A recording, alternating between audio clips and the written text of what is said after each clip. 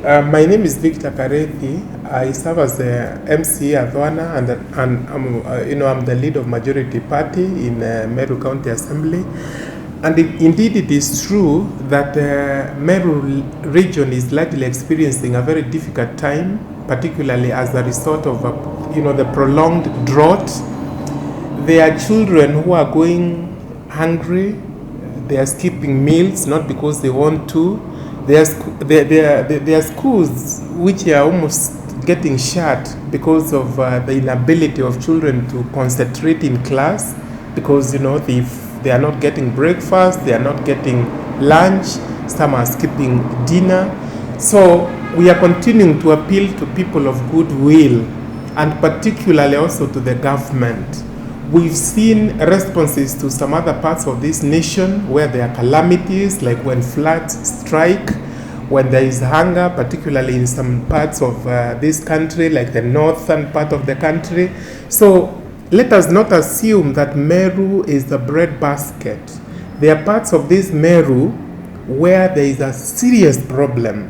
In my backyard, for instance, in Athwana ward, we have a starving population, not because we are lazy, not because we don't do anything, but because we've been faced by acute shortage of rainfall.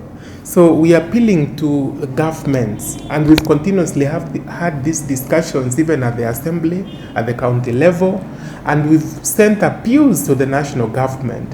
Let us see a feeding program put in place in our schools. Let us see some food ration availed, especially to the elderly, people who are unable to even move from their homes. Let us see food availed to people with disability in the villages. Let us be proactive. Let us not wait for people to die, because we've seen very serious challenges in the village. And I don't only speak for Adwana. There are many other parts of this county where I have personally gone. I've received calls. I've seen people suffer.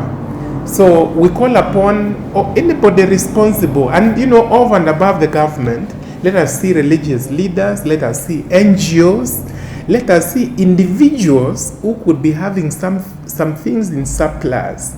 Business people, professionals. You don't have to know the person you are helping. You don't have to be politically interested. You don't need to be vying for any position. You can help for the sake of humanity. Let us try and do something so that our people can get to the next level. We're hoping that we'll get to have rainfalls later this year, meaning that early next year, the people in these hardship areas may harvest some food crops for their consumption. We want to appeal very dearly to our members of parliament, Tigania East, Tigania West, Bori specifically, Igembe Central, Igembe North, Igembe South, Imenti Central specifically, even Igembe, actually all members of parliament of this region. Let them unite and make the national government understand, just like our neighbors in Isiolo, just like our neighbors in other counties receive some government support on the school feeding program, we shouldn't be treated in any different way, particularly on that issue. Let us see our children also getting food ratios.